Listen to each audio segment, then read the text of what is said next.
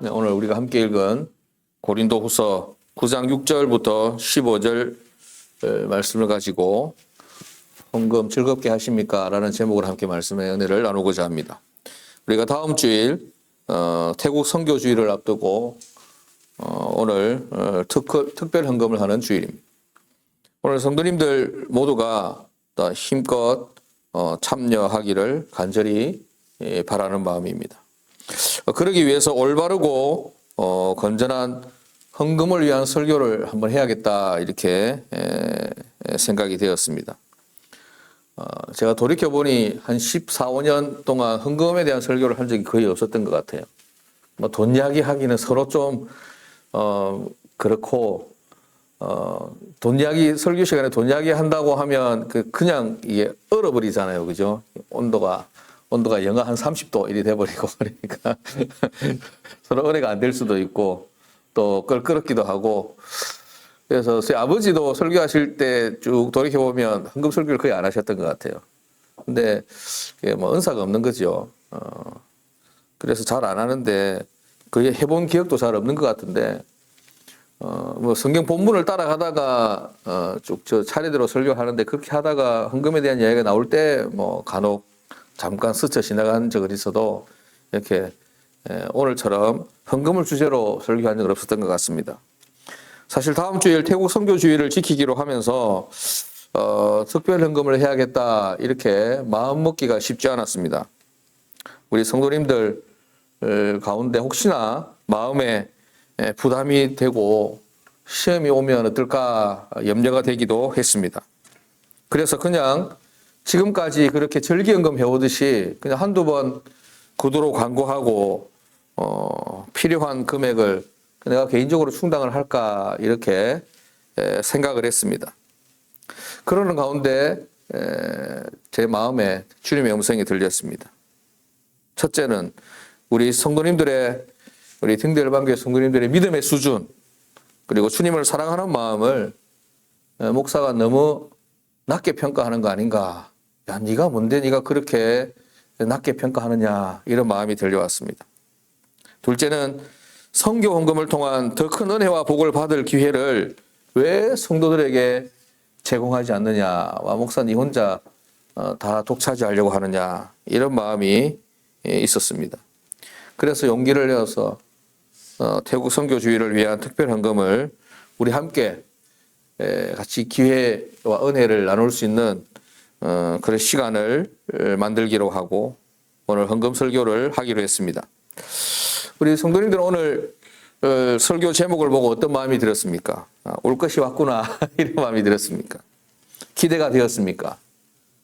마음이 답답해지십니까? 아무 생각이 없습니까?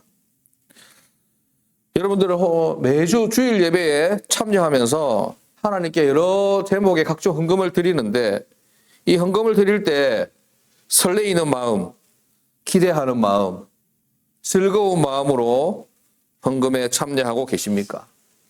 아니면 마지못해 헌금 순서가 있으니 그렇게 드리십니까? 그것도 아니면 아무 생각 없이 동호회 예비 참가비 내듯이 그렇게 드리고 있습니까?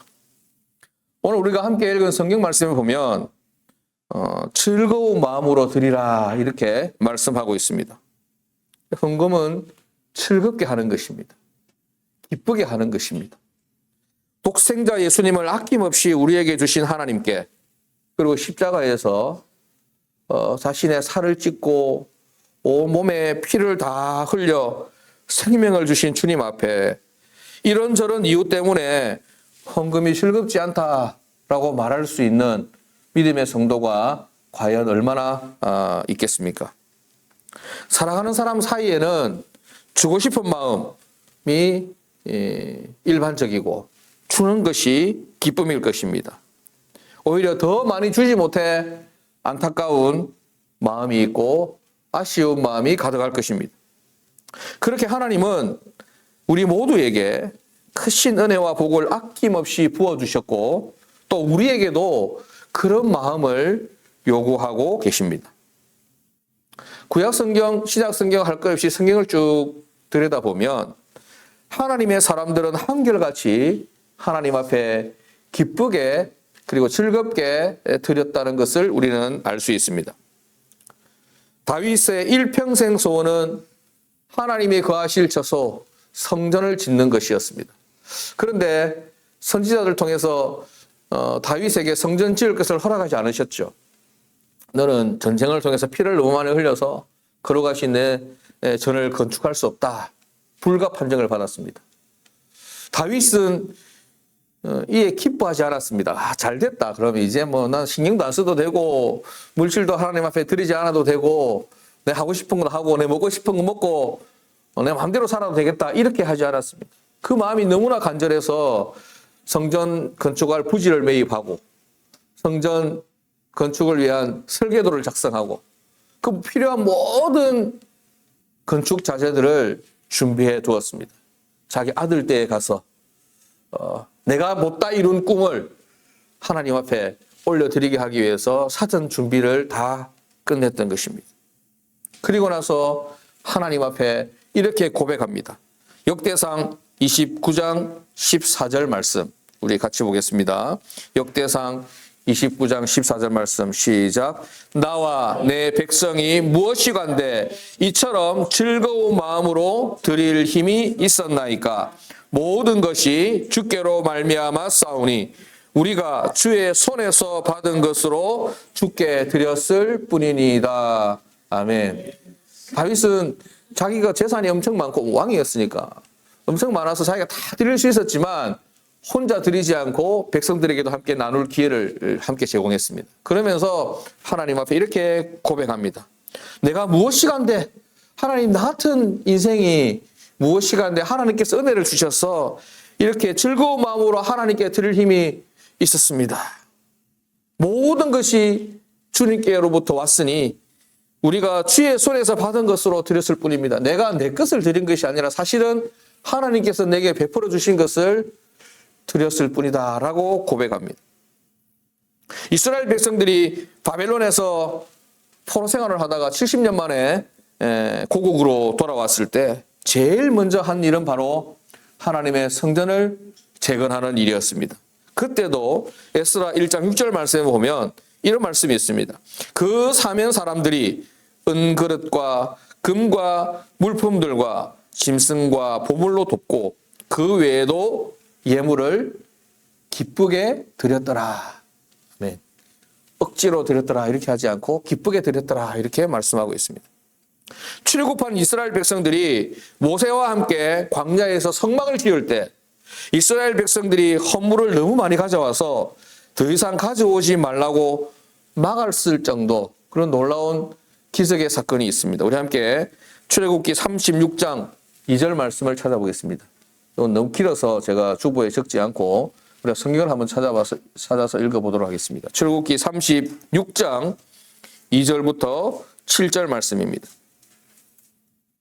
출애굽기 36장 2절부터 7절 제가 읽겠습니다. 모세가 브살렐과 오홀리압과 및 마음이 지혜로운 사람 곧 그 마음에 여호와께로부터 지혜를 얻고 와서 그 일을 하려고 마음에 원하는 모든 자를 부르매 그들이 이스라엘 자손의 성소의 모든 것을 만들기 위하여 가져온 예물을 모세에게서 받으니라. 그러나 백성이 아침마다 자원하는 예물을 연하여 가져왔으므로 성소의 모든 일을 하는 지혜로운 자들이 각기 하는 일을 중지하고 와서 모세에게 말하여 이르되 백성이 너무 많이 가져오므로 여호와께서 명령하신 일에 쓰기에 남음이 있나이다.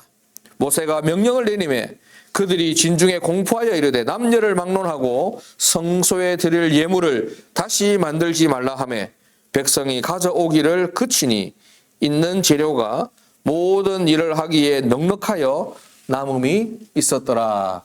아멘. 정말 기적 같은 일이죠. 우리 교회도 이런 일이 일어나기를 주님의 이름으로 소원합니다. 성도님들 이번 주에는 헌금 안 합니다. 제발 좀 헌금 그만 가져오세요. 이거 어디다 다 쓰겠습니까? 너무 많다. 옆에 땅도 사고 건물도 짓고 하기 너무 많다.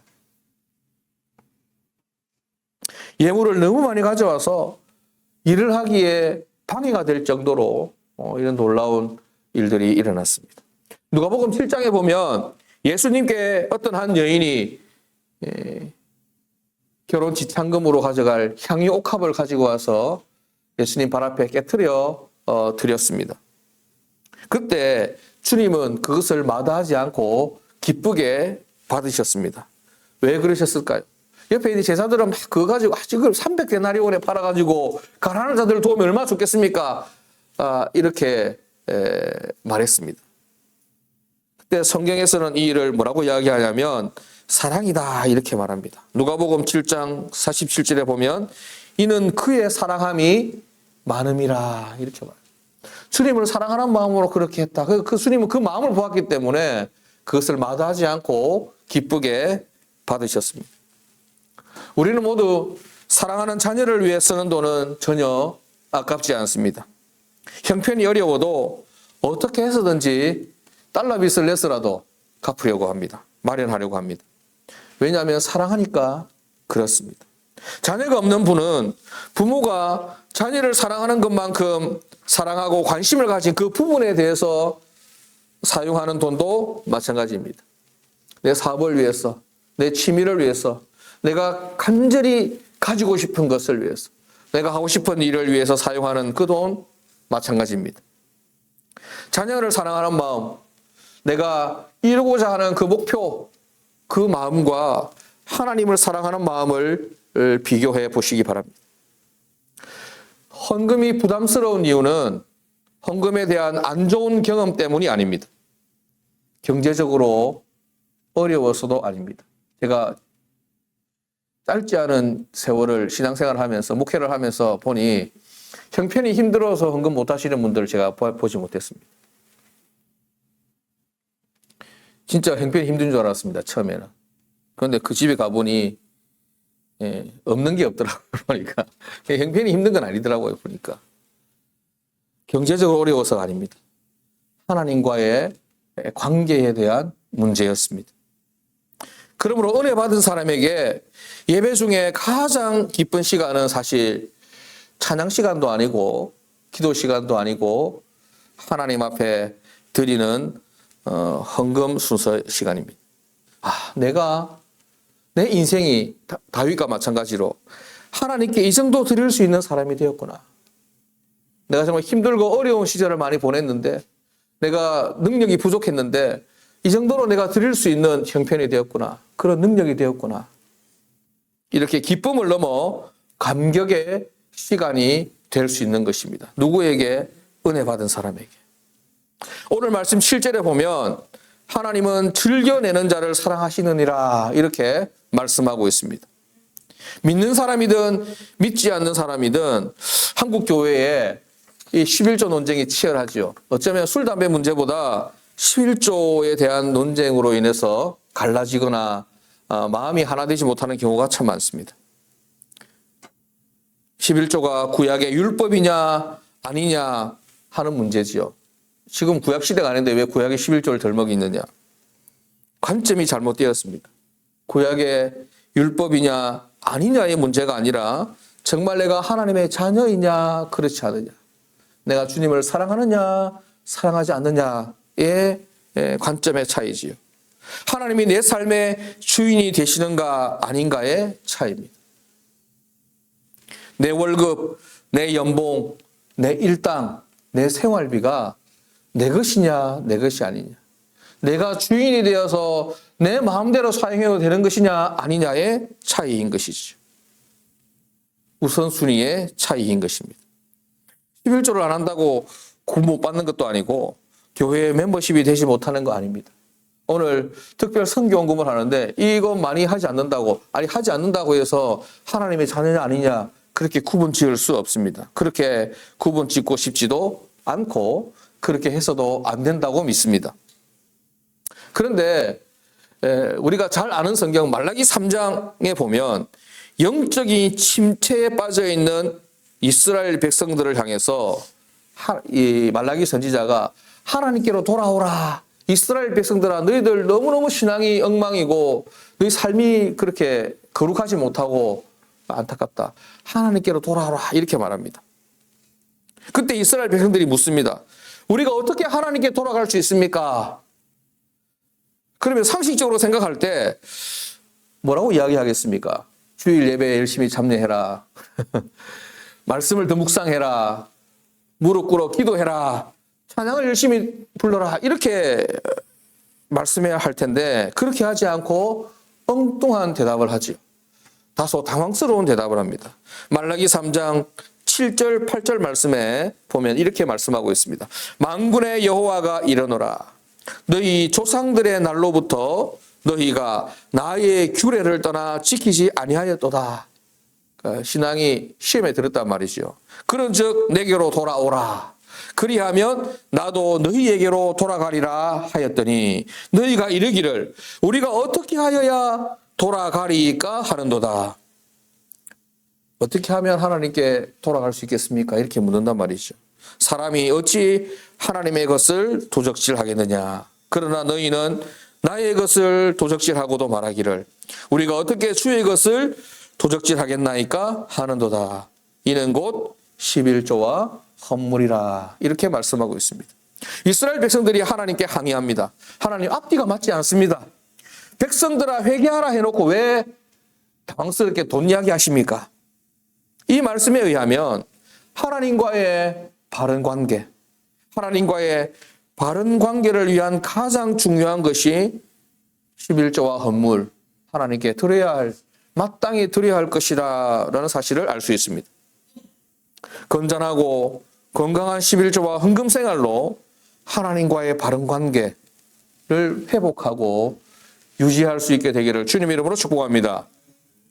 성경이 헌금에 대해서 강조하는 교훈 중에 하나는 헌금은 축복의 길이라는 것입니다.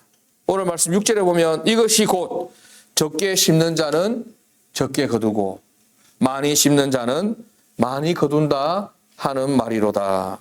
10절에 보면 심는 자에게 씨와 먹을 양식을 주시는 이가 너희 심을 것을 주사 풍성하게 하시고 너희 의의 열매를 더하게 하시리니 이렇게 말씀하고 있습니다. 그러나 저는 이렇게 말씀하고 있음에도 불구하고 많은 헌금을 하면 하나님께서 크게 복을 주실 것이다 이렇게 설교하고 싶지 않습니다.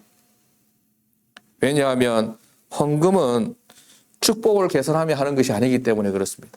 내가 이만큼 하나님께 드리면 더 많은 것을 주시겠지라는 계산하에 하는 것이 헌금이 아니기 때문에 그렇습니다. 계산하여 드린 헌금에는 기쁨이 없기 때문에 그렇습니다. 계산하는 동 계산한다고 계산기 두드리고 머리 굴린다고 기쁨이 빠져버리는 것입니다. 즐거움이 빠지는 것이지. 감사가 생략되어 버리는 것입니다. 하나님은 우리와 거래할 수 있을 정도의 그런 하나님이 아닌 것입니다. 하나님은 이미 우리에게 우리가 받을 수 있을 만한 최고의 복을 우리에게 주셨습니다. 독생자를 주셨는데 무엇을 더 주실 것이 있겠습니까? 하나님이 우리에게 주실 것은 남은 것이 없습니다. 헌금은 그 은혜에 대한 감사의 아주 작은 하나의 표현일 뿐인 것입니다. 강조해서 할 것이 아니지요, 헌금이. 저는 설교를 할 때마다 늘 고민이 됩니다. 왜냐하면 이거 내가 10년 넘게 이야기했는데 반응이 없고 안 고쳐지고 발전이 없고 성장이 없는데 또 해야 되나? 그런데 또 안 한다면 또 뭐 별 수가 있나? 해도 안 되는데 안 한다면 뭐 달라지나? 그래서 설교할 때마다 준비할 때마다 늘 갈등이 되고 고민이 되고 더 좋은 방법이 없을까 생각이 됩니다. 스스로 해야 된다는 것이지. 그래서 기도할 수밖에 없습니다. 주님, 내가 설교를 하지만 주님 주신 말씀을 따라서 제 입에 넣어주시니 설교를 하지만 이 설교에 감명을 받고 감동을 받는 것이 아니라 하나님께서 우리 성도님들의 마음을 만져주시고 그 마음에 은혜를 부어주시고 기쁨을 주셔서 목사가 설교해서가 아니라 그저 하나님의 은혜가 우리 성도님들의 마음을 움직여서 은혜 받게 되고 그리고 마음의 변화가 일어나게 되고 믿음이 성장하게 되고 하나님을 사랑하는 마음이 불같이 일어날 수 있도록 해주십시오.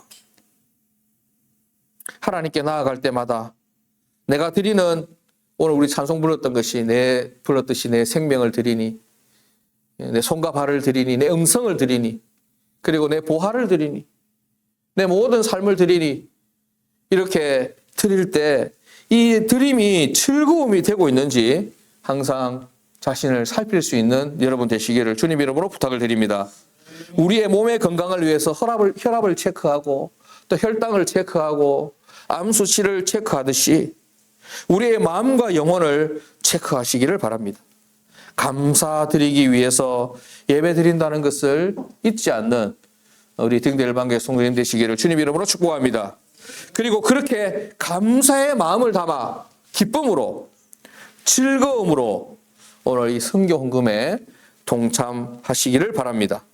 우리는 보내는 선교사로서 일생을 선교지에서 사명을 따라 헌신하시는 선교사님들을 격려하고 또 위로하는 일에 즐거움으로 동참할 수 있기를 부탁드립니다.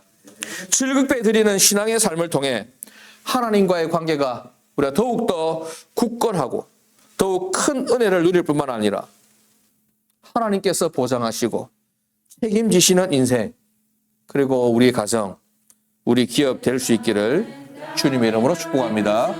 기도하겠습니다. 하나님 아버지,